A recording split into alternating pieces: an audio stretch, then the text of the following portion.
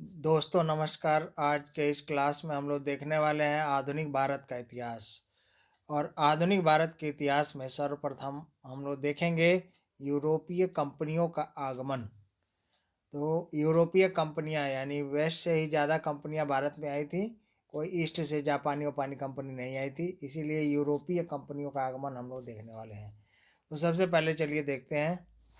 पहला प्रश्न है, और ध्यान रखना है कि यह सभी प्रश्न आए हुए हैं और आगे के एग्जामों में आपको फिर से मिलने वाले हैं। तो कुछ नए प्रश्न भी हैं और ज़्यादातर आए हुए प्रश्न हैं, और यह एनसीईआरटी सार संग्रह से लिए गए टॉपिक से लिया गया है। तो इसलिए इसको ध्यान से सुने और सुनकर याद करें। व्यापार हेतु समुद्री मार्ग से भारत आने वाले प्रथम यूरोपीय कौन थे? ये पुर्तगाली थे। और पुर्तगालियों में कौन था? Vasco da Gama. यूरोप से भारत आने वाले समुद्री मार्ग की खोज किसके द्वारा की गई? वास्को डिगामा के द्वारा। वह 17 मई 1498 में भारत पहुंचा था। कालीकट बंदरगाह के तट पर किसने वास्को डिगामा का स्वागत किया? जमोरिन। स्थानीय शासक यानी कालीकट का शासक कौन था? जमोरिन। और उसी ने इसका स्वागत किया था। कालीकट कहाँ पे है? केरल में। आगे, पुर्तगालियों ने भारत में सर्वप्रथम अपनी व्यापारिक कोठी कोच्चिन में स्थापित की थी। कहाँ स्थापित की थी? कोच्चिन। कोच्चिन यानी केरल में।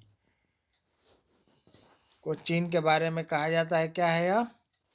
कोच्चिन को क्या कहा जाता है? अरब सागर की रानी। तो यह भी एक ज्योग्राफी का नॉलेज याद रखिएगा साथ में। पुर्तगाली उपनिवेशों का प्रथम वायसराय भारत में कौन नियुक्त हुआ था? Francisco de Almeida. Francisco de Almeida 1505 में यहाँ पर नियुक्त हुआ था। फ्रांसीसी वायसराय था। सॉरी, फ्रांसीसी नहीं, क्या था यह? पुर्तगाली viceroy Francisco de Almeida. Bharat में तंबाकू की कृषि एवं प्रिंटिंग प्रेस को प्रारंभ करने का श्रेय पुर्तगालियों को दिया जाता है। भारत में प्रथम प्रिंटिंग प्रेस की स्थापना 1556 में गोवा में की गई थी। यानी गोवा में पहला प्रिंटिंग प्रेस लगाया गया था और इसमें बाइबल छपती थी। आगे फिर, हिंद महासागर में व्यापार को नियंत्रित करने के लिए शांत नीले जल की नीति ब्लू वाटर पॉलिसी किसने लागू की थी? फ्रांसिस्को द अल्मीडा ने। तो फ्रांसिस्को द अल्मीडा ने ही, जो पहला गवर्नर था पुर्तगालियों का, उसी ने सबसे पहले यहाँ पर ब्लू वाटर पॉलिसी चालू की थी, जिसका अर्थ था कि यह अरब सागर पर पूरा नियंत्रण स्थापित करते थे और यह सभी से उस सुरक्षा के लिए कर लिया करते थे। इन्होंने मुगलों से भी कर प्राप्त किया था। चलिए, तो अब आगे देख लेते हैं पुर्तगालियों के बारे में और भी कुछ खास बातें। तो देखो, भिन्न भिन्न देशों के खोजकर्ता कौन कौन से थे? तो Vasco da Gama. Vasco da Gama Vasco da Gama Bharat Vasco da Gama किसकी खोज किया था? भारत की। कोलंबस अमेरिका की। कैप्टन कुक ऑस्ट्रेलिया का। और तस्मानिया न्यूजीलैंड का। और Bartholomew Dias Cape of Good Hope की खोज किया था। केप ऑफ गुड होप कहाँ पे है? साउथ अफ्रीका में, जिसे केप टाउन कहा जाता है अब। आगे, भारत में पुर्तगाली शक्ति का वास्तविक संस्थापक किसे माना जाता है? अल्बुकुकर को क्या कहा जाता है? वास्तविक संस्थापक पुर्तगालियों का। और पहला गवर्नर आपसे पूछे तो फ्रांसिस्को दी अल्मीडा था। किस वायसराय के काल में गोवा को पुर्तगालियों का औपचारिक मुख्यालय बनाया गया था? नाना डी कूना के समय। नाना डी कूना के समय पुर्तगालियों ने किसको नियंत्रण में किया था? गोवा को। और गोवा में तब इन्होंने अपना मुख्यालय स्थापित कर लिया। ठीक है, नाना डी कूना। नाना गोवा में चले गए ना, तो गोवा में से जवान लोग ही जाते हैं मस्ती करने, लेकिन नाना जी चले गए थे। आगे है, पुर्तगालियों ने हिंद महासागर के क्षेत्र में व्यापार पर नियंत्रण स्थापित करने के लिए कॉर्टोस ओमर्ड काफिल पद्धति यानी कटर्स आर्म्स कैनवास सिस्टम का प्रारंभ किया था। पुर्तगालियों ने हिंद महासागर में व्यापार को नियंत्रित करने के लिए। तो यह भी याद रखना आपको। चलिए आगे बढ़ते हैं। पुर्तगालियों के पश्चात भारत में व्यापार करने डच आए थे। वो कहाँ के निवासी थे? हॉलैंड के। हॉलैंड को वर्तमान में नीदरलैंड कहा जाता है। आगे अब देख लेते हैं हम लोग कि कौन पुर्तगाली कब आए, पुर्तगाली और बाकी सब को। तो भारत में विदेशी कंपनियों के आगमन को देख लिया जाए। पहला पुर्तगाली आते हैं, पुर्तगाली East India Company, Estado da Indias क्या नाम था इसका। और पुर्तगाली 1498 में आए थे और कोचीन में। फिर उसके बाद दूसरा अंग्रेज द ईस्ट इंडिया कंपनी, वैसे डच आए थे लेकिन यहाँ पर याद रखना है दूसरे दूसरे नंबर 1600 ईस्वी में, 1600 ईस्वी में ईस्ट इंडिया कंपनी। 1600 में सूरत में इसने अपना फैक्ट्री लगाया था। 1600 में फैक्ट्री नहीं लगाया था, मतलब 1600 में यह कंपनी बनी थी, ध्यान रखना है, कन्फ्यूज मत होइएगा इससे। United East India Company of Netherland, Netherland Holland है, ठीक है, हॉलैंड। और 1602 में यह भारत पहुंच गए थे, है ना, 1602 में यह भारत पहुंच गए थे।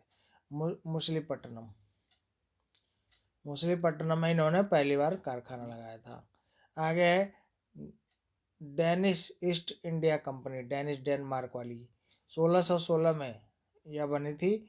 और बैरकपुर में यानी त्रावणकोर में इन्होंने सबसे पहले अपनी फैक्ट्री डेनिश ने लगाई थी। तो ध्यान रखना डेनिश ने त्रावणकोर में अपनी फैक्ट्री लगाई थी। अब आगे है फ्रांसीसी ईस्ट इंडिया कंपनी, द फ्रांसीसी ईस्ट इंडिया कंपनी जो 1664 बनी थी सबसे लास्ट में और सूरत में पहुंची थी, है ना। तो क्रम में अगर लगाने के लिए आए तो सबसे पहले पुर्तगाली, फिर आता है डच, डच के बाद ब्रिटिश, ब्रिटिश के बाद डेनिश, और डेनिश के बाद फ्रांसीसी, और फ्रांसीसी के बाद स्वीडिश। तो सबसे लास्ट में स्वीडिश आएंगे। वैसे आपका ऑप्शनल जनरली मिलता है फ्रांसीसी, है ना। तो पुर्तगाली के बाद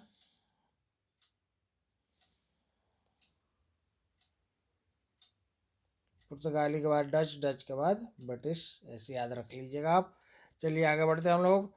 अब है यूरोपीय शक्ति। यूरोपीय शक्ति भारत में पुर्तगाली कंपनी ने सर्वप्रथम 1498 में प्रवेश किया और सबसे अंत में गए यहाँ से, यानी पुर्तगाली सबसे लास्ट में गए थे 1961 में।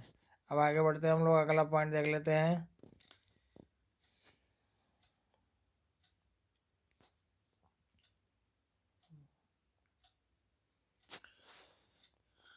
किस यूरोपीय शक्ति के द्वारा भारत में मसालों के निर्यात का स्थान पर कपड़ों के निर्यात को प्राथमिकता दी थी? डचों ने। डचों ने कपड़ों के व्यापार को ज़्यादा प्राथमिकता यहाँ से दी थी।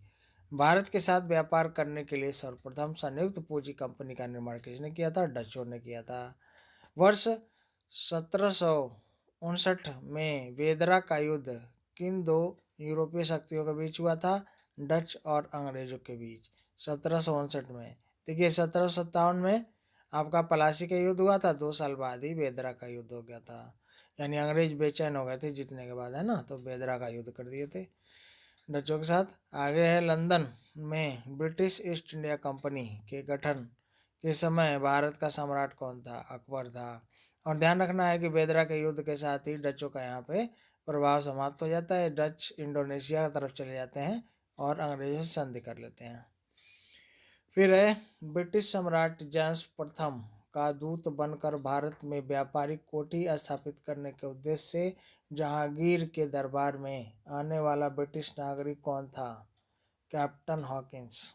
जेम्स प्रथम का दूत था, ध्यान रखना है, और यह जहांगीर के दरबार में आया था, जिसका नाम था हॉकिंस, सीटी बजाते हुए। हॉकिंस कुकर होता है ना, वैसे ही याद रखना है, हॉकिंस पहले आया, पहला कुकर भी हॉकिंस ही था ना। अब आगे बढ़ते हैं। तो 1608 में कैप्टन हॉकिंस पहुंचा था। फिर है ब्रिटिश ईस्ट इंडिया कंपनी द्वारा भारत में प्रथम अस्थायी कारखाना मछलीपट्टनम में, मछलीपट्टनम में 1611 में, तथा प्रथम अस्थायी कारखाना सूरत में, सूरत में 1613 में स्थापित किया गया। तो ध्यान रखना है आपको कि 1608 में तो हॉकिंस ही पहुंचा, 1600 में कंपनी बनी लंदन में, और फिर प्रथम अस्थायी कारखाना मछलीपट्टनम बनाया गया। मछलीपट्टनम में ही डच ने अपना कारखाना बनाया था, यह भी याद रखना है। और फिर सूरत में इन्होंने परमानेंट अपना कारखाना बनाया।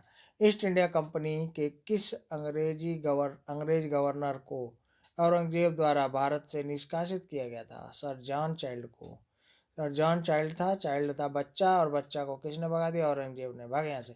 ठीक है, आगे देखते हैं। फिर हैमिल्टन द्वारा सफल उपचार किए जाने के कारण किस मुगल बादशाह द्वारा ईस्ट इंडिया कंपनी के लिए 1717 में महाधिकार पत्र जारी किया गया था? फर्रुखसियर के द्वारा।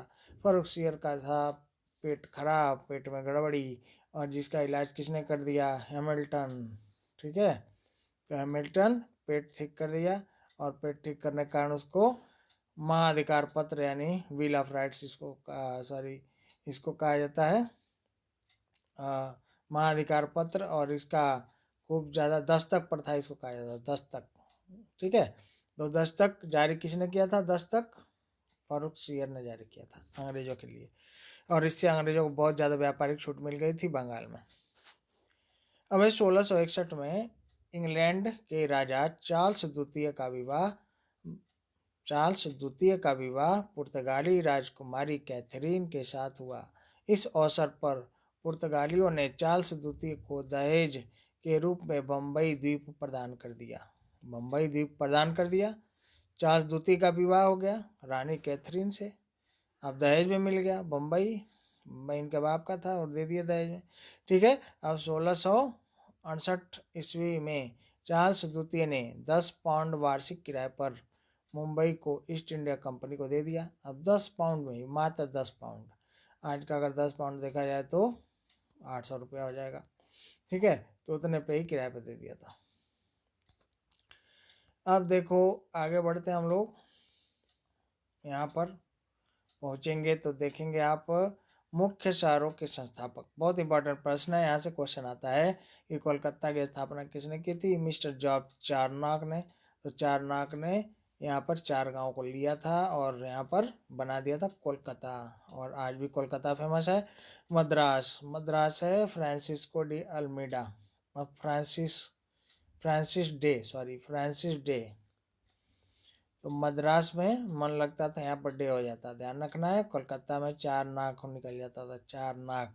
और दिल्ली का तो लुटियन सब जानते हैं, एडविन लुटियंस और हर्बर्ट बेकर ने यहाँ पर उसकी स्थापना की थी। लुटियन मार्ग भी यहाँ पर आ गया।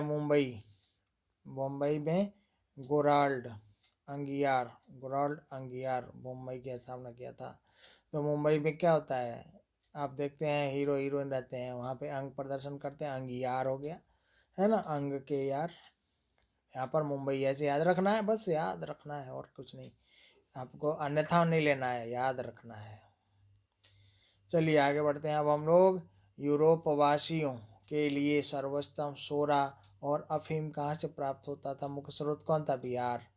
बिहार से सोरा और अफीम का ज़्यादा प्रोडक्शन होता था। सोरा बारूद बनाने का काम आता था, और अफीम चीन को निर्यात किया जाता था, जिससे अफीम चीनी बन जाते थे। अफीम खाकर चीनी सोए रहते थे। वर्ष 1664 में फ्रांसीसी कंपनी की स्थापना किसके प्रयासों से की गई? कोलवर्ट के प्रयासों से की गई थी। फ्रांसीसी कंपनी की स्थापना किसके कार्यकाल में हुई थी? फ्रांसीसी कंपनी की स्थापना लुई 14वें के काल में हुई थी। और आखिरी लुई कौन सा था? लुई 16वां फ्रांसीसी क्रांति में मर जाता है। फ्रैंको कैरो के द्वारा भारत में प्रथम फ्रांसीसी फैक्ट्री की स्थापना कहाँ की गई थी? फ्रैंको कैरो के नेतृत्व में सूरत में 1668 में इसकी स्थापना की गई थी। फ्रैंको कैरो के द्वारा फ्रांसीसी फैक्ट्री की स्थापना सूरत में कहाँ की गई थी? सूरत में 1668 में। तो फ्रैंको कैरो जब आया उसने स्थापित किया था सूरत में, समझ गए आप। चलिए आगे बढ़ते हैं। फ्रांसीसी गवर्नर डुप्ले ने पहली बार भू क्षेत्र अर्जित करने के उद्देश्य से भारतीय राजाओं के विवादों में भाग लेने की नीति को आरंभ किया था। तो डुप्ले फ्रांसीसी जो गवर्नर था उसी ने ही सबसे पहले सहायक संधि का कॉन्सेप्ट लाया था, याद रखना है आपको। चलिए आगे बढ़ते हैं। फ्रांसीसियों द्वारा फोर्ट लुई नामक किला कहाँ बनाया गया था? पौंडीचेरी में। फ्रांसीसियों द्वारा फोर्ट लुई नामक किला कहाँ बनाया गया था? पौंडीचेरी में। पौंडीचेरी का प्रथम फ्रांसीसी गवर्नर कौन था? Franco Martin. पौंडीचेरी का प्रथम फ्रांसीसी गवर्नर कौन था? Franco Martin. पुर्तगालियों को सौली के नामक स्थान पर किस अंग्रेज अधिकारी ने पराजित किया था? थॉमस वेस्ट ने।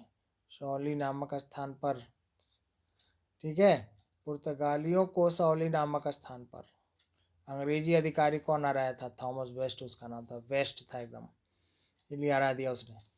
तो ऐसे क्वेश्चन भी आ सकता है कि सौली का युद्ध किस किस के बीच हुआ था? तो फ्रांसीसी और अंग्रेज और पुर्तगालियों के बीच हुआ था। आगे वांडी वास्क युद्ध 1760 में अंग्रेजों ने किसे पराजित किया था?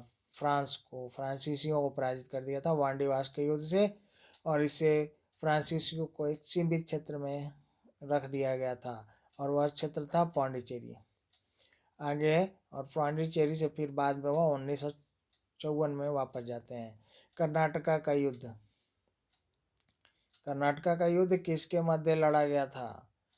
अंग्रेजों एवं फ्रांसीसियों के मध्य, अंग्रेज और फ्रांसीसियों के मध्य कर्नाटका का युद्ध लड़ा गया था। प्रथम कर्नाटका युद्ध किस संधि से समाप्त हुआ? एस ला शापेल की संधि से 1748 में। तो कर्नाटका युद्ध अंग्रेज और फ्रांसीसियों के मध्य लड़ा गया था। आगे बढ़ते हैं हम लोग, कर्नाटका युद्ध देख लेते हैं। तीनों कर्नाटका युद्ध, कौन कौन से कर्नाटका युद्ध कब हुए हैं? तो देखिए, प्रथम कर्नाटका युद्ध 1746 से 48 तक ऑस्ट्रिया के उत्तराधिकार के कारण यहाँ पर युद्ध छिड़ गया था।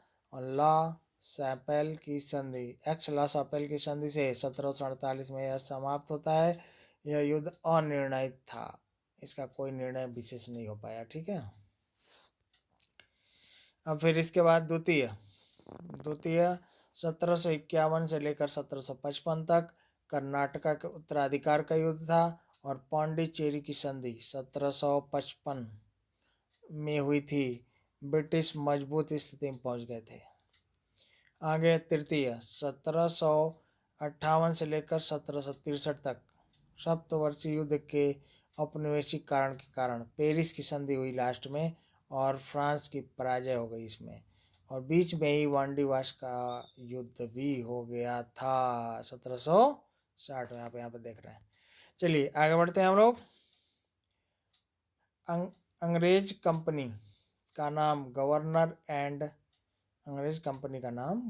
And company of merchant of London trading into the east रखा गया था। काफ़ी लंबा नाम था, लेकिन शॉर्ट में क्या करते थे? ईस्ट इंडिया कंपनी नाम दिया गया था।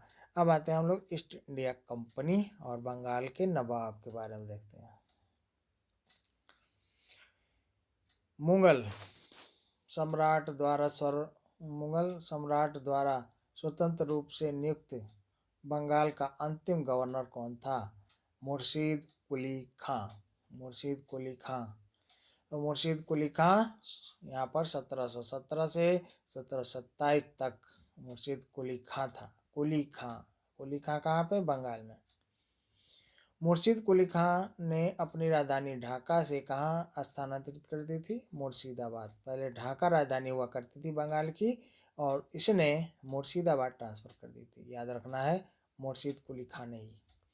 अब बंगाल के किस गवर्नर ने यूरोपियों की तुलना मधुमक्खी से की थी? अलीवर्दी खां मधुमक्खी, ठीक है ना, तो हनी नहीं खाते थे, ठीक है, और इसलिए तुलना किया था क्योंकि यह कहे थे कि भाई और यूरोपियों को छेड़ेंगे तो क्या होगा?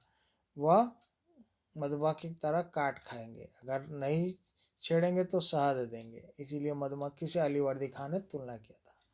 तो मुर्शिद कुली खां तो पहला था और फिर अलीवर्दी खां, यह जो तुलना कर लेता है। फिर आता है सिराजदौला। सिराजदौला 20 जून 1756 को प्रसिद्ध ब्लैक होल की घटना के बारे में यहाँ पे चर्चा हुआ है और वह सिराजदौला के समय माना जाता है। तो सिराजदौला जब बना था उसके साथ संघर्ष बहुत हुआ था और वह उसके दुश्मन बहुत ज़्यादा थे, इसीलिए वह सफल नहीं हो पाया। तो 9 फरवरी 1757 को अलीनगर की संधि किसके मध्य संपन्न हुई थी? क्लाइव और सिराजदौला के बीच।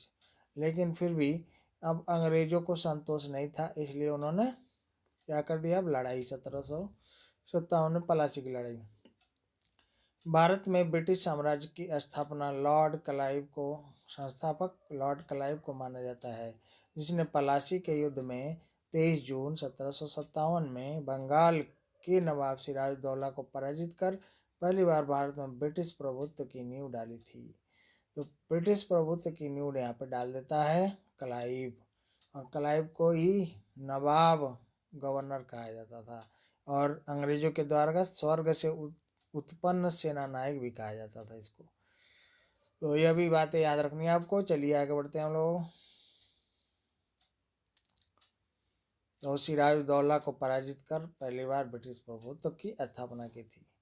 ठीक है, तो सिराजदौला ध्यान रखना है, सिराजुदौला, सिराजुदौला, ठीक है ना, सिराजुदौला, यही सिराजदौला। ब्लैक होल की घटना उसी के साथ हो जाती है, मतलब करवा देता है, ऐसा माना जाता है अंग्रेजों के द्वारा। फिर है क्लाइव। क्लाइव ने क्या कर दिया? इसके साथ संधि कर लिया। फिर संधि को क्लाइव खुद ही नहीं माना और फिर क्या कर दिया? फिर प्लासी का युद्ध हो गया। अब प्लासी के युद्ध के समय बंगाल का सेनापति कौन था? यह बहुत महत्वपूर्ण प्रश्न बन जाता है। मीर जाफर, और इसी को बाद में क्या बनाया जाता है? बंगाल का नवाब। अब है प्लासी के युद्ध के समय मुगल बादशाह कौन था? आलमगीर द्वितीय। आलमगीर द्वितीय कहाँ का था? मुगल बादशाह था। प्लासी के युद्ध के पश्चात बंगाल का नवाब कौन बना? मीर जाफर, वही जो धोखेबाज था कहा जाता है ऐसा। ठीक है, भारत आगे है। भारत में ब्रिटिश प्रभुत्व की शुरुआत किस युद्ध से मानी जाती है? प्लासी के युद्ध से, लेकिन वास्तविक स्थापना बक्सर के युद्ध से मानी जाती है ना, ऐसे याद रखिएगा, कभी प्रश्न आता है तो। आगे है मुख्य घटना और उसकी तिथियां। ब्लैक होल की घटना 20 जून 1756 को ब्लैक होल की घटना होती है। अलीनगर की संधि 9 फरवरी 1757 को अलीनगर की संधि हो जाती है। ठीक है, अब है प्लासी का युद्ध। प्लासी का युद्ध 23 जून को होता है गर्मियों में 1757 में। बक्सर का युद्ध 22 अक्टूबर ठंडी में होता है 1764 में। अब है इलाहाबाद की प्रथम संधि 12 अगस्त 1765 को। इलाहाबाद की प्रथम संधि। इलाहाबाद की द्वितीय संधि 16 अगस्त 1765 को। इलाहाबाद की द्वितीय संधि। तो 2 संधि होती है इलाहाबाद की, ध्यान रखना है कि बक्सर के युद्ध के बाद 2 संधियाँ होती है, एक 12 को, एक 16 को, अगस्त में दोनों होता है। बनारस की संधि। बनारस की संधि कब हुई थी? 1773 में बनारस की संधि, बहुत इंपॉर्टेंट है बनारस की संधि 1773 में। अब आगे देखते हैं। वर्ष 1842 से लेकर 44 तक गवर्नर जनरल रहे लॉर्ड एनल्बनो का कार्य कुशल अकर्मण्यता नीति के कारण जाना जाता है। कुशल अकर्मण्यता के कारण जाना जाता है एलनबरो को। चलिए आगे बढ़ते हैं हम लोग। वर्ष 1760 में अंग्रेजों ने मीर जाफर को हटाकर किसे बंगाल का नवाब बनाया? मीर कासिम को। मीर कासिम को नवाब बना दिया। अब आगे देखिए, 22 अक्टूबर 1764 को बक्सर के युद्ध में अंग्रेजों ने मीर कासिम, अवध के नवाब सिराजुद्दौला और दिल्ली के मुगल सम्राट शाह आलम द्वितीय की सम्मिलित सेना को पराजित कर दिया। तो 22 अक्टूबर 1764 को। बक्सर के युद्ध के समय ब्रिटिश सेना का सेनापति कौन था? Hector Munro. Hector Munro Buxar के युद्ध के समय था। अब आगे देखते हैं, बक्सर के युद्ध के समय बंगाल का नवाब कौन था? मीर जाफर। ध्यान रखना है, बक्सर के युद्ध के समय नवाब कौन था? मीर जाफर। क्योंकि जब बीच में मीर कासिम को बना देता है तो मीर कासिम चालाकी करने लगता है, तो इसीलिए उसको फिर हटा देता है। आगे, बक्सर के युद्ध के पश्चात इलाहाबाद की प्रथम संधि मुगल सम्राट शाह आलम द्वितीय, बंगाल के नवाब सिराजदौला तथा क्लाइव के मध्य तथा इलाहाबाद की द्वितीय संधि अवध के नवाब सिराजदौला और अवध के नवाब सुजाउदौला के मध्य संपन्न होती है। तो पहली संधि में कौन कौन था? शाह आलम द्वितीय भी था, और बंगाल का नवाब कौन था? नजमुद्दौला। नजमुद्दौला था। इन दोनों के बीच होती है नजमुद्दौला। तो प्रश्न आपका दे सकता है कारण संबंध में, ए और आर के रूप में भी दे सकता है। तो नजमुद्दौला को ध्यान रखिएगा, बंगाल का कौन था? नजमुद्दौला। और शाह आलम द्वितीय बंगाल मुगल सम्राट था। तो प्रथम संधि इनके साथ हो जाती है, और फिर बच जाता है कौन? सुजाउदौला, जो अवध का नवाब था, तो उसके साथ द्वितीय संधि हो जाती है 16 अगस्त को। आगे बढ़ते हैं, किस संधि के माध्यम से अंग्रेजों को बंगाल, बिहार, उड़ीसा की दीवानी प्राप्त हुई थी? इलाहाबाद की संधि से। स्वर्ग से उत्पन्न सेना नायक से कहा जाता था रॉबर्ट क्लाइव को। इलाहाबाद की संधि के पश्चात बंगाल में द्वैध शासन की स्थापना किसके द्वारा की गई थी? रॉबर्ट क्लाइव के द्वारा। उत्तर मुगल कालीन राज्यों के संस्थापक कौन कौन थे? यह देख लिया जाए तो बंगाल में मुर्शिद कुली खां 1717 से 1727 तक, हैदराबाद 1724 में निजामुल उल मुल्क चिनकिलीज खां 1724 में, फिर भरतपुर में कौन? चूड़ामन और बदन सिंह 18वीं शताब्दी में, कर्नाटक 18वीं शताब्दी में सदाउल्ला खां, अवध में 1722 से 24 तक शहादत खां बुरहान उन मुल्क, अवध में शहादत खां बुरहान उन मुल्क। जयपुर 18वीं शताब्दी सवाई राजा जय सिंह। रुहेल पठान 18वीं शताब्दी मुहम्मद खां बंगस। और मैसूर 18वीं शताब्दी हैदर अली। तो इस तरह से क्रम में लगाने के लिए कभी भी आ जाए तो याद रखिएगा, सबसे पहले बंगाल, फिर हैदराबाद, फिर भरतपुर, फिर कर्नाटका, फिर अवध। अवध अवध उसके बीच में आ जाएगा अवध। ठीक है, थोड़ा क्रम तो नहीं दिया लेकिन आप लगा लीजिएगा आराम से, तो ये अच्छा रहेगा आपके लिए। चलिए आगे बढ़ते हैं हम लोग। क्षत्रिय राज्य पंजाब और मैसूर, अब देख लिया जाए हम लोग पंजाब और मैसूर को। सबसे पहले पंजाब को देख लिया जाए तो पंजाब में सिख साम्राज्य के संस्थापक किसे माना जाता है? महाराजा रणजीत सिंह को 1799 में। महाराजा रणजीत सिंह किस मिसल से संबंधित थे? शुक्र चकिया मिसल से संबंधित थे। आगे देखिए, महाराजा रणजीत सिंह के राज्य की राजधानी कहाँ थी? लाहौर में। महाराजा रणजीत सिंह सुप्रसिद्ध कोहिनूर हीरा किससे प्राप्त किए थे? शाह शुजा से। और 25 अप्रैल 1809 को अमृतसर की संधि किसके मध्य संपन्न हुई? महाराजा रणजीत सिंह तथा अंग्रेजों के मध्य। कौन सी संधि? अमृतसर की संधि। महाराजा रणजीत सिंह धर्मनिरपेक्ष थे, इसीलिए उन्होंने कहा कि ईश्वर की इच्छा है कि मैं सब धर्मों को एक निगाह से देखूं, इसलिए उन्होंने मेरी दूसरी आंख की रोशनी ले ली है। तो देखिए, पॉजिटिव देखने का तरीका यही होता है। आगे बढ़ते हैं। वर्ष 1845 में प्रारंभ हुआ प्रथम आंग्ल सिख युद्ध के दौरान भारत का गवर्नर कौन था? लॉर्ड हार्डिंग प्रथम। एकदम हार्ड था, पंजाब में मामला हार्ड हो गया। आगे प्रथम आंग्ल सिख युद्ध किस संधि द्वारा समाप्त हुआ था? लाहौर की संधि हुई थी। तो लाहौर की संधि हो गई थी 1806 में। लाहौर की संधि हुई थी। अब आगे बढ़ते हैं। राजा रणजीत सिंह के उत्तराधिकारी की बात करते हैं। कौन थे? खड़ग सिंह। खड़ग सिंह के खड़गने से खड़कती हैं खिड़कियां वाले। चलिए आगे बढ़ती हैं अगला पॉइंट पर। महत्वपूर्ण संधियां देख लिया जाए। पुरंदर की संधि। पुरंदर की जो संधि थी वो 1665 में हुई थी। पुरंदर की संधि। पुरंदर की संधि किसके साथ हुई थी? तो पुरंदर की संधि हुई थी शिवाजी के साथ। और दूसरे तरफ कौन थे? सवाई जय सिंह। ठीक है। और बडगांव की संधि। बडगांव की संधि हुई 1789 में। सालबाई की संधि 1782 में। देवगांव की संधि। ये सब और उसके बाद है सुरजी अर्जुन गांव की संधि 1803 में। और पूना की संधि 1817 में। लाहौर की संधि 1806 में। अमृतसर की संधि। अमृतसर की संधि कब हुई थी? 1809 में। ये महत्वपूर्ण संधियाँ थी। आगे बढ़िए।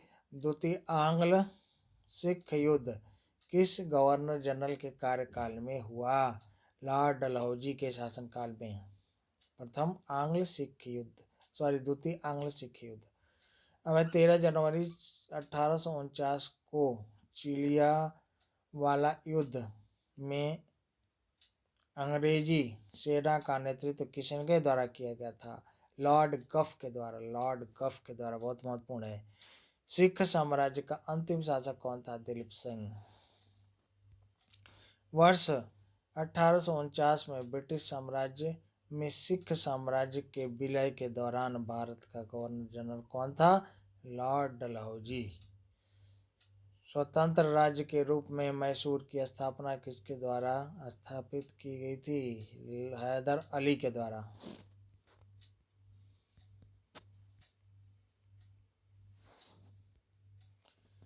आगे बढ़ते हैं हम लोग। तो देखते हैं मैसूर के साथ संघर्ष अब अंग्रेजों का होगा। और इसमें होंगे कौन से? आंग्ल मैसूर युद्ध। तो आंग्ल मैसूर युद्ध को अब देख लिया जाए। तो पहला है आंग्ल मैसूर युद्ध। 4 में आंग्ल मैसूर युद्ध हुए हैं। प्रथम आंग्ल मैसूर युद्ध 1767 से यह युद्ध हुआ था और 69 तक चला था, 2 साल तक।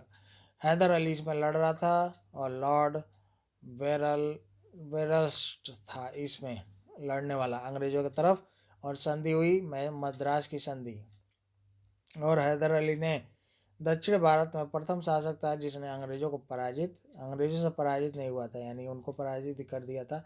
द्वितीय आंग्ल मैसूर युद्ध 1780 से लेकर 84 तक हैदर अली वारन हेस्टिंग और हैदर अली वारन हेस्टिंग के मध्य हुआ।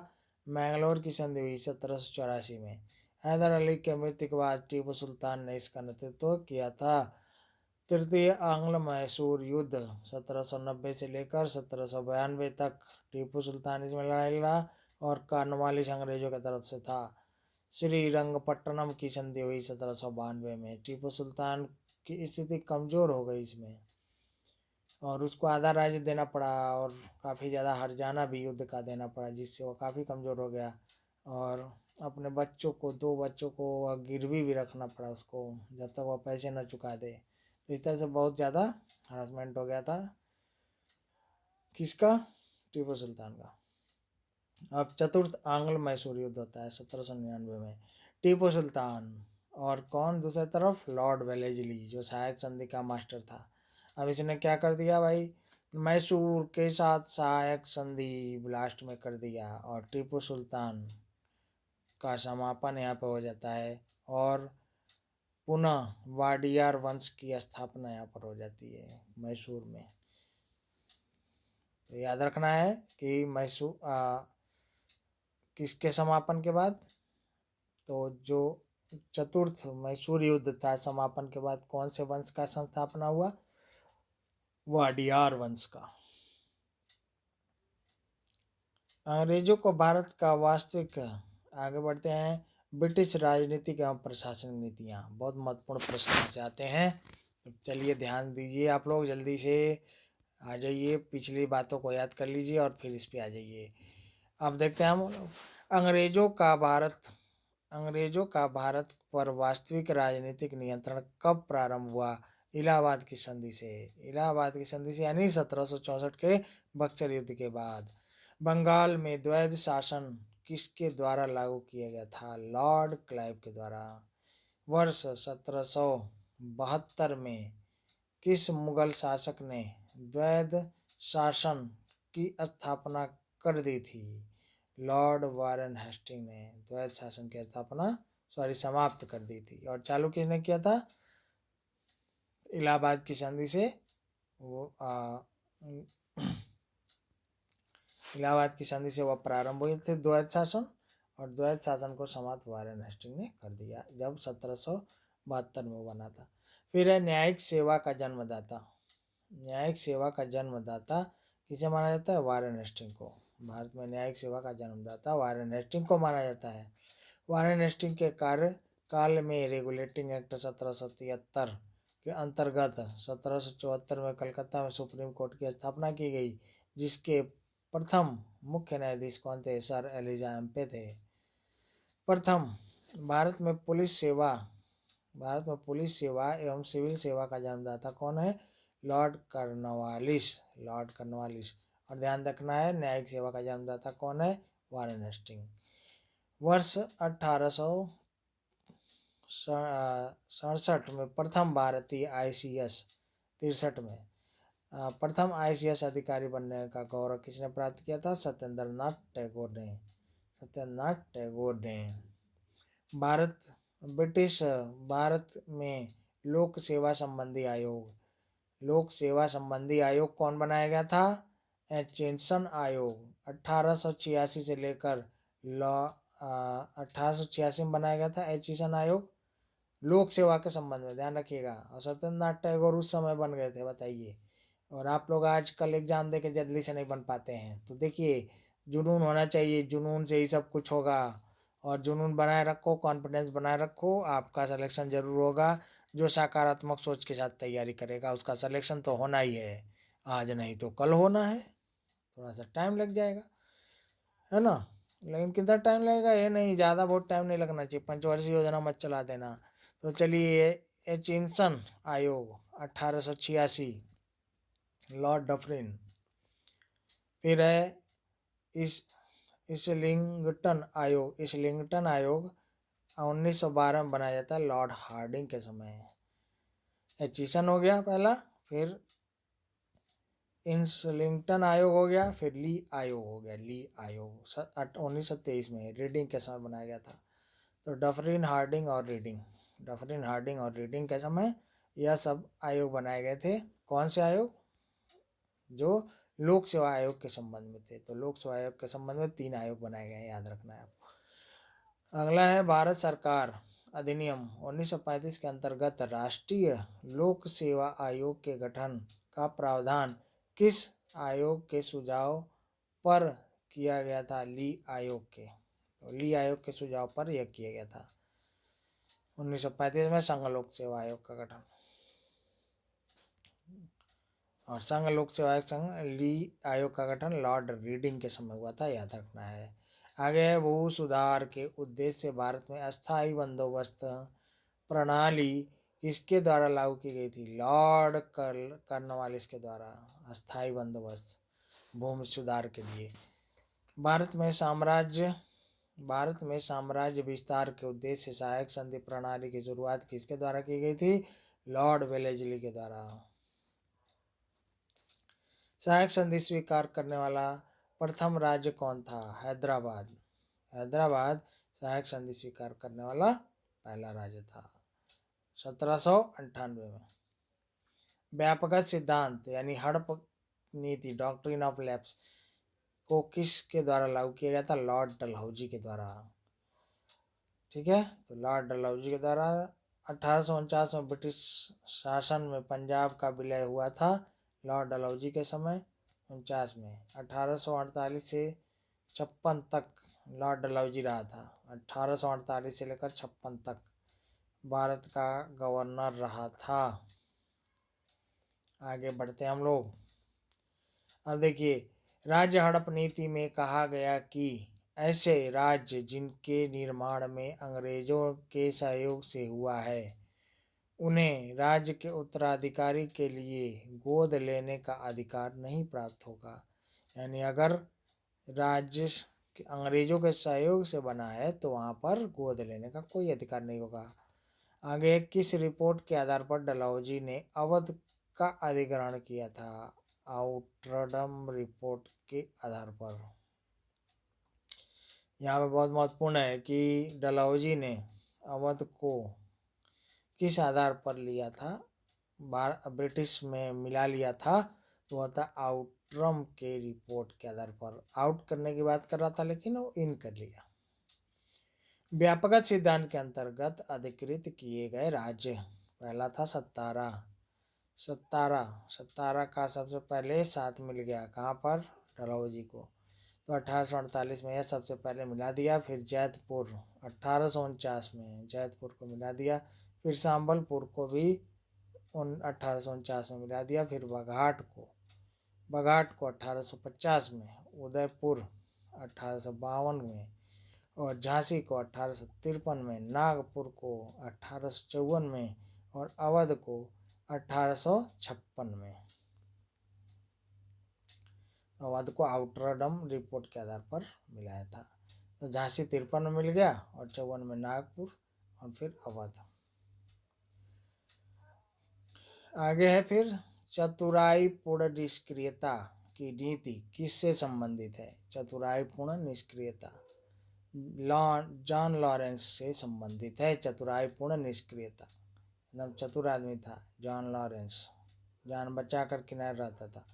आगे, किस गवर्नर जनरल के कार्यकाल में भारत पर ईस्ट इंडिया कंपनी का शासन समाप्त हो गया था? तो लॉर्ड कैनिंग के समय, यानी 1858 का जो एक्ट आया था उसी में इसका समाप्त हो गया था। वर्ष 1861 में भारतीय दंड संहिता इंडियन पेनल कोड IPC के कार्यकाल से निर्मित की गई थी। किसके कार्यकाल में निर्मित किया गया था? तो लॉर्ड कैनिंग के ही समय में निर्मित किया गया था। राज्य उपाधि अधिनियम 1876 पारित करके महारानी विक्टोरिया को केसरी हिंद की उपाधि प्रदान की गई थी। ठीक है, तो राज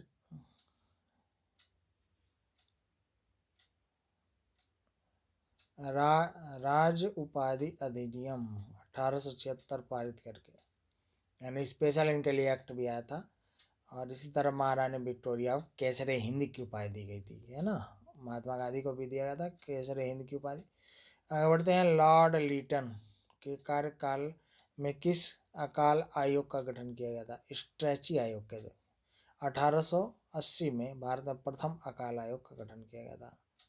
आगे, भारत में अस्थाई शासन का जनक किसे माना जाता है? लॉर्ड रिपन को अस्थाई स्वशासन का जनक माना जाता है, लॉर्ड रिपन को। लॉर्ड रिपन को सबसे उदार गवर्नर भी कहा जाता है।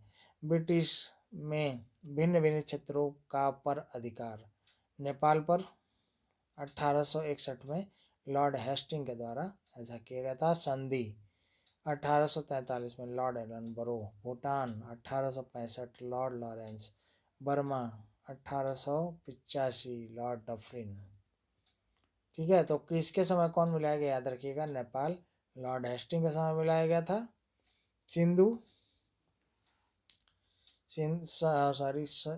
को मिलाया गया था एलनबरो के समय, सिंध को ध्यान रखना, सिंध को। और भूटान को लॉरेंस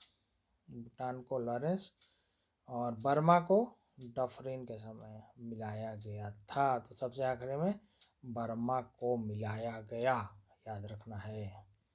चलिए आगे बढ़िए। आगे क्या है? अगला पॉइंट, धन निष्कासन के सिद्धांत का प्रतिपादन। तो हम लोग देखने वाले हैं ब्रिटिश शासन पर भारतीय अर्थव्यवस्था पर प्रभाव। ब्रिटिश शासन का भारतीय अर्थव्यवस्था पर प्रभाव, इससे संबंधित वन लाइनर प्रश्न।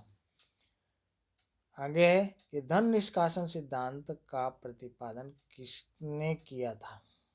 दादा भाई नौरोजी ने। दादा भाई नौरोजी ने धन निष्कासन के सिद्धांत का प्रतिपादन किया। वर्ष 1892 में लिबरल पार्टी के टिकट पर ब्रिटिश हाउस ऑफ कॉमन्स में चुने जाने वाले पहले भारतीय कौन थे? दादा भाई नौरोजी। 1892 में चुने गए थे, ध्यान रखना है। Poverty and un British rule in India नामक पुस्तक किसने लिखी थी? दादा भाई नौरोजी ने। दादा भाई नौरोजी ने। यह विचार किसने दिया था कि ब्रिटिश आर्थिक नीति घिनौनी है? कार्ल मार्क्स ने कहा था कि भाई भारत में जो ब्रिटिश आर्थिक नीति है वो बहुत घिनौनी है। औपनिवेशिक अर्थव्यवस्था की श्रेष्ठ पुस्तक इंडिया टुडे के लेखक कौन थी? रजनी पाम दत्त। 1907 में टिस्को की स्थापना किसने की थी? J.N. टाटा ने। कुटीर उद्योगों के विकास हेतु ऑल इंडिया स्पिनर एसोसिएशन की स्थापना किसने की थी? महात्मा गांधी ने ऑल इंडिया स्पिनर एसोसिएशन की स्थापना की थी। 1854 में Bombay spinning and weaving company की सूती वस्त्र की फैक्ट्री स्थापित करने किसके द्वारा किया गया था? कवासजी डावर के द्वारा। 1854 में भारत का प्रथम जूट मिल कहाँ स्थापित किया गया था? श्री रामपुर, पश्चिम बंगाल में। 1855 में भारत का प्रथम चाय बागान 1833 में स्थापित किया गया था, दार्जिलिंग में। आगे प्रसिद्ध इतिहासकार प्रसिद्ध इतिहासकार K.M. पनिक्कर ने 1765 से लेकर 1772 के काल में डाकू राज कहा।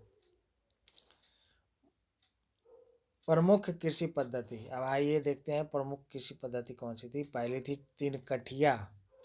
इस प्रथा के अंतर्गत चंपारण बिहार में किसानों को अपने अंग्रेज बागान मालिकों के अनुबंध पर अपनी भूमि 3/20 भाग पर तथा नील की खेती करना अनिवार्य होता था, है ना। 3/20 भाग पर। तीन कठिया प्रथा था। दादनी प्रथा। इस प्रथा के अंतर्गत ब्रिटिश व्यापारी भारतीय उत्पादकों, कामगारों, शिल्पकारों आदि से निर्मित माल प्राप्त करने के लिए अग्रिम अथवा पेशगी के रूप में दान दिया जाता। दादनी में।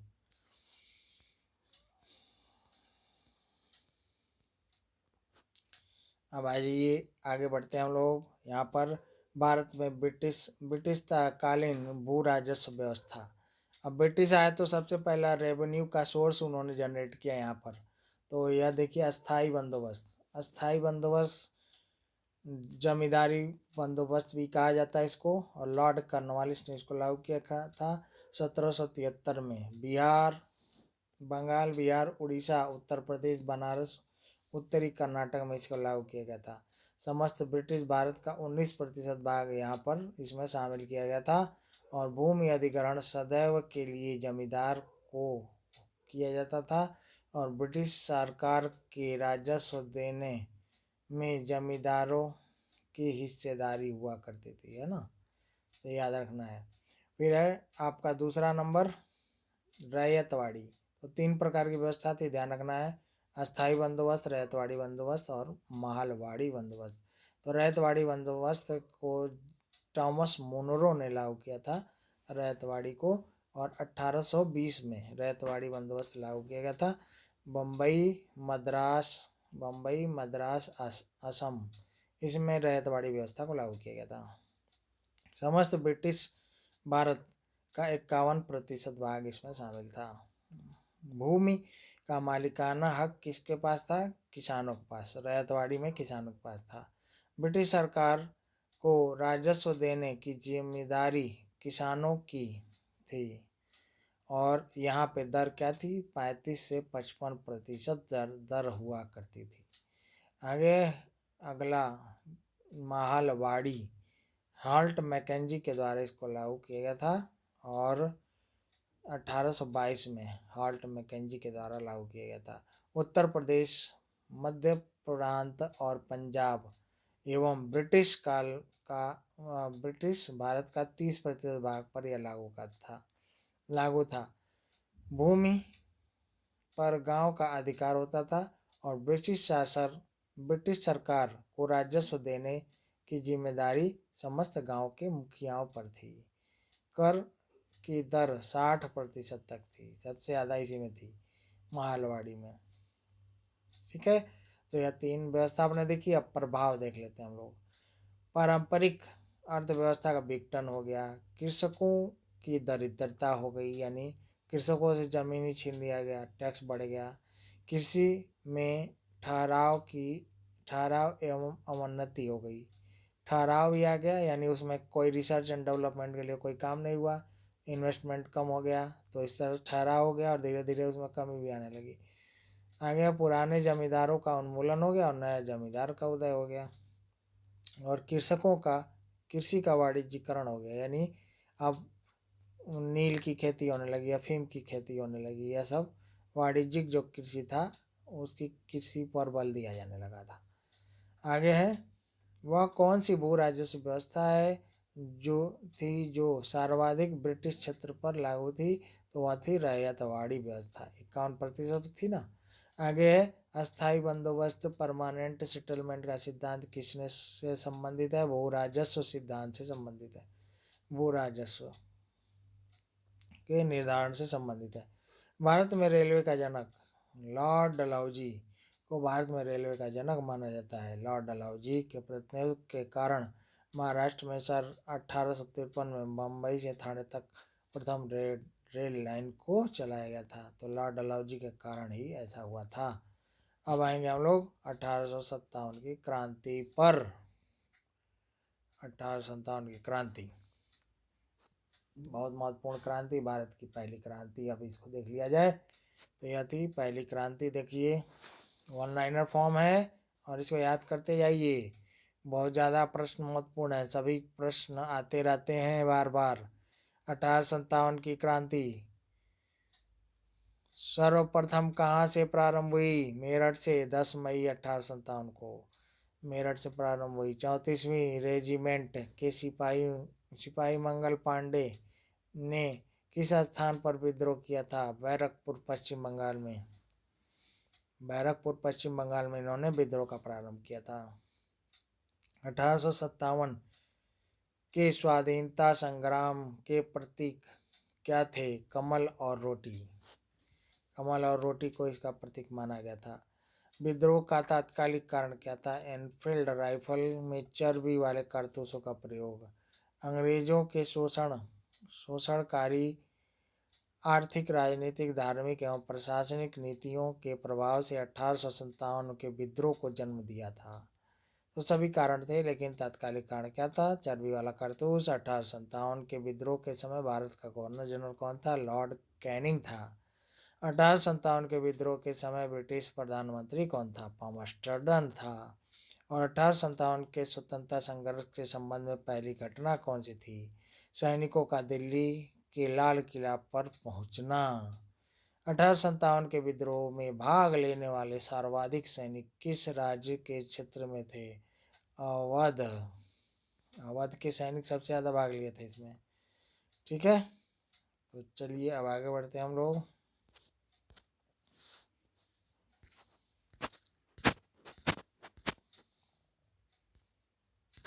पहुँच गए ज़्यादा ऊपर।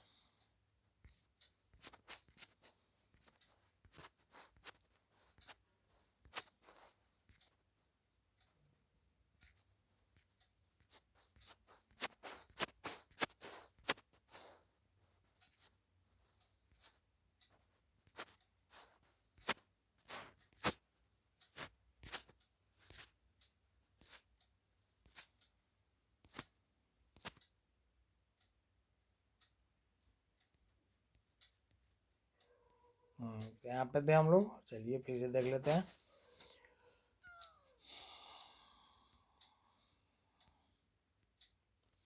अब आते हैं हम लोग 1857 के विद्रोह की और बातों को देखते हैं थोड़ा सा। 1857 के में किसने इलाहाबाद को आपातकालीन मुख्यालय बनाया था। लॉर्ड कैनिंग ने आपातकालीन मुख्यालय बनाया था इलाहाबाद को। केंद्रीय संगठन की कमी तथा सुनियोजित रणनीति के अभाव में 1857 का विद्रोह क्या हो गया, असफल हो गया।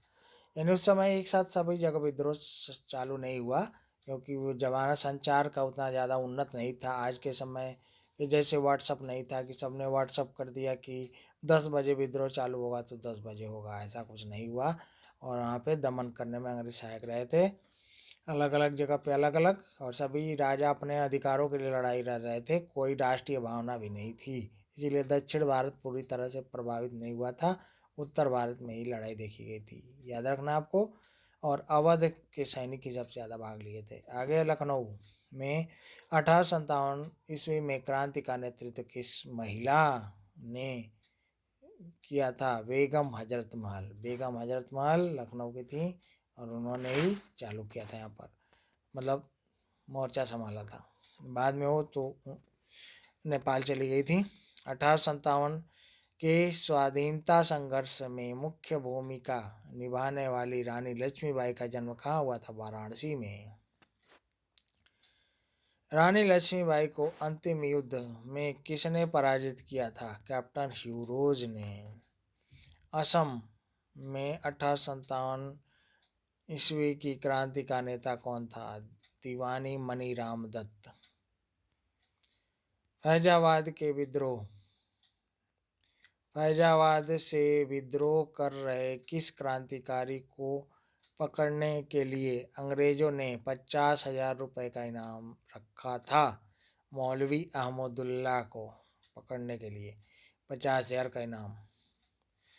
ठीक है, चलिए। कानपुर से विद्रोह का नेतृत्व कर रहे नाना साहब ने किसे अपना सेनापति नियुक्त किया था? तात्या टोपे को।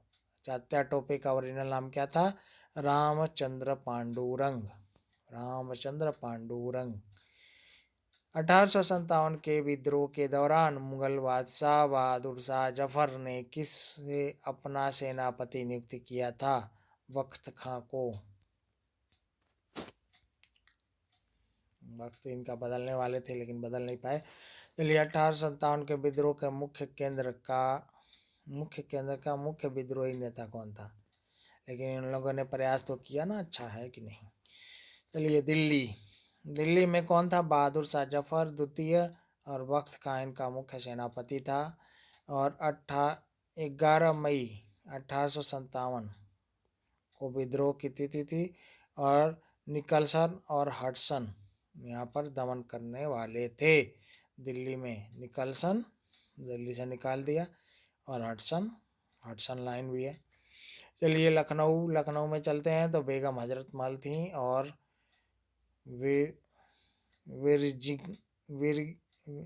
विरजिस कादिर यहाँ का सेनापति था, विरजिस कादिर। और 4 जून 1857 को कॉलिन कैंपवेल यहाँ पे था। झांसी ग्वालियर में कौन था? रानी लक्ष्मीबाई, तात्या टोपे। 4 जून 1857 को जनरल हुरोज ने यहाँ पर दबाया था इनको। ठीक है, फिर आगे है कानपुर में नाना साहब, तात्या टोपे। कानपुर में नाना जी और तात्या टोपे यहाँ पर थे। और नाना जी का नाम क्या था? धोतू पंत, याद रखना है, कानपुर में। और कॉलिन कैंपबेल यहाँ पर ये भी दबाता है, यानी कानपुर और झांसी में एक ही आदमी, कानपुर और लखनऊ में एक ही आदमी, अगल बगल में जाके वह दबा देता है दोनों लोग को। आगे इलाहाबाद में लियाकत अली इलाहाबाद में 6 जून 1857 को कर्नल नील इलाहाबाद में लियाकत अली को नीला कर देता है। ठीक है, फिर फैजाबाद कौन है? मौलवी अहमदुल्ला। फैजाबाद में मौलवी अहमदुल्ला और यहाँ पे कर्नल नील। ठीक है, तो मौलवी जी को भी नीला यही कर देता है, नील, है ना। तो दोनों अगल बगल जगह इलाहाबाद और फैजाबाद, आगे पीछे, और वहीं पर दोनों को काम मिल जाता है, एक ही आदमी को काम दिया जाता है। बरेली खान बहादुर खान 1857, वेस्टर्न आयर बरेली में। और फतेहपुर में अजीमुल्ला और 1857 की क्रांति में। और जनरल रेडॉन इनको पकड़ लेता है फतेहपुर में, अजीमुल्ला को। तो ज़्यादातर देख रहे हैं आपके 1857 के विद्रोह में मुस्लिम नेता ही ज़्यादा हैं। फिर है 1857 के विद्रोह के समय मुगल शासक बहादुर शाह जफर थे। 1857 के विद्रोह के समय। इस समय विद्रोह का अखिल भारतीय नेता माना जाता था, इन्हीं को माना गया था, लेकिन कुछ नहीं हो पाया था। कोई बात नहीं, कभी कभी कुछ नहीं भी होता है। आगे बढ़ते हैं हम लोग। 1857 के विद्रोह के दमन के पश्चात भारत शासन अधिनियम 1858 पारित हुआ था। इसके माध्यम से भारत का ईस्ट इंडिया कंपनी भारत का शासन ईस्ट इंडिया कंपनी के हाथों से निकलकर ब्रिटिश क्राउन के हाथों में चला गया। महारानी विक्टोरिया ने भारतीय प्रशासन को ब्रिटिश ताज के नियंत्रण में लाने की घोषणा कब की? 1 नवंबर 1858 को। 1857 के विद्रोह के दमन के पश्चात भारतीय सेना का पुनर्गठन किस पुनर्गठन के लिए किस आयोग का गठन किया गया था? पील आयोग क्या था? सेना के गठन के संबंधित था। 1858 के भारत शासन अधिनियम के द्वारा किसे भारत का प्रथम वायसराय बनाया गया था? लॉर्ड कैनिंग को। 1857 के विद्रोह में कौन सा शायर अंग्रेजों का आलोचक था? मिर्जा गालिब। भारत के में शिक्षित मध्यम वर्ग एवं अंग्रेज जमींदारों ने 1857 के विद्रोह में से तटस्थता बनाए रखी। वो कौन से थे? तटस्थता बनाए रखी थी। किसने? शिक्षित मध्यम वर्ग ने और जमींदारों ने, दोनों ने तटस्थता बनाए रखी थी। 1857 के विद्रोह के कारणों पर भारतीय भाषा में लिखने वाले प्रथम भारतीय कौन थे? सर सैयद अहमद खां। प्रथम भारतीय थे सर सैयद अहमद खां। आगे 1857 के विद्रोह में बिहार का नेतृत्व जगदीशपुर के जमींदार वीर कुंवर सिंह के द्वारा किया गया था। 1857 के स्वतंत्रता संग्राम में किस राजवंश ने अंग्रेजों का सर्वाधिक सहायता किया था? ग्वालियर के सिंधिया ने। 1857 पर आधारित मुख्य पुस्तकें कौन सी हैं भाई? The great rebellion Ashok Mehta, first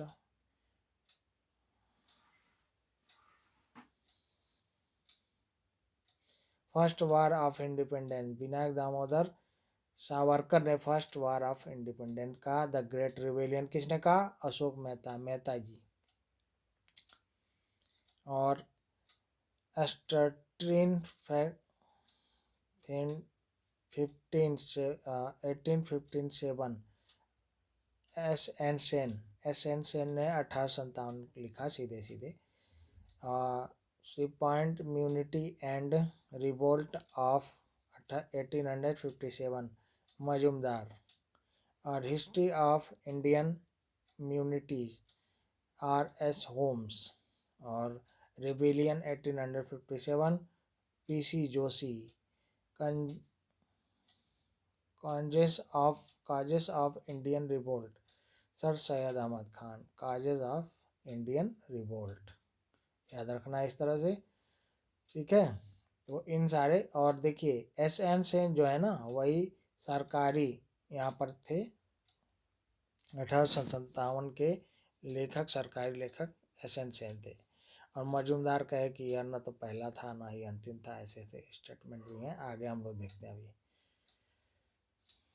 किसने 1857 के विद्रोह को स्वतंत्रता की पहली लड़ाई कहा था? वीर सावरकर ने। वीर सावरकर ने पहली लड़ाई कहा था। और फिर 1857 के विद्रोह को एक षड्यंत्र की संज्ञा किसने दी थी? सर जेम्स आउटरडम और डब्ल्यू टेलर ने। आउटरडम और टेलर कहता है कि क्या था, एक षड्यंत्र था। तथा कथित प्रथम राष्ट्रीय स्वतंत्रता संग्राम न प्रथम, न राष्ट्रीय और न ही स्वतंत्रता संघर्ष था। यह कथन किसका था? R.C. मजूमदार का। न प्रथम न अंतिम, ठीक है। भारतीय स्वाधीनता आंदोलन का सहकारी इतिहासकार कौन था? S.N. सेन। 1857 विद्रोह पर आधारित मुख्य मत किसका है? इतिहासकार कौन कौन है देख लीजिए। तो देखते हैं डॉक्टर S.N. सेन। जो कुछ धर्म के लिए लड़ाई के रूप में प्रारंभ हुआ वह स्वतंत्रता संघर्ष के रूप में समाप्त हुआ। S.N. सेन कहते हैं कि धर्म के लिए तो प्रारंभ हुआ लेकिन स्वतंत्रता संघर्ष के रूप में समाप्त हुआ। अशोक मेहता। 1857 के विद्रोह का स्वरूप राष्ट्रीय था। मेहता जी कहते हैं कि राष्ट्रीय था निश्चित रूप से। और B.D. सावरकर कहते हैं 1857 का विद्रोह एक सुनियोजित राष्ट्रीय स्वतंत्रता संघर्ष था। Doctor R.C. मजूमदार। तथा कथित प्रथम राष्ट्रीय संग्राम न तो प्रथम, न ही राष्ट्रीय और न ही स्वतंत्रता संघर्ष था। Sir John Lawrence. यह पूर्णतः सिपाही विद्रोह था। सर जॉन लॉरेंस, यह पूर्णतः सिपाही विद्रोह था, ध्यान रखना है। बेंजामिन डिज़रायली 1857 के विद्रोह का राष्ट्रीय विद्रोह था। बेंजामिन डिज़रायली कहते हैं कि यह राष्ट्रीय विद्रोह था। पी रॉबर्टसन 1857 के विद्रोह केवल एक सैनिक विद्रोह था। केवल एक सैनिक विद्रोह था जिसका तात्कालिक कारण चर्बी युक्त कारतूस था। पीटरसन कहते हैं, पीटरसन। R.T.R. होम्स। यह सभ्यता और बर्बरता का संघर्ष था। सभ्यता और बर्बरता का संघर्ष होम्स कहते हैं, यानी घर में हो गया संघर्ष। होम्स होता है ना, होम, उसी में। डब्ल्यू टेलर और जेम्स आउटरडम। यह अंग्रेजों के विरुद्ध हिंदू मुस्लिम का षड्यंत्र था। आउटरडम और टेलर बनाने के लिए हिंदू और मुस्लिम का संघर्ष कर देते हैं। रीज।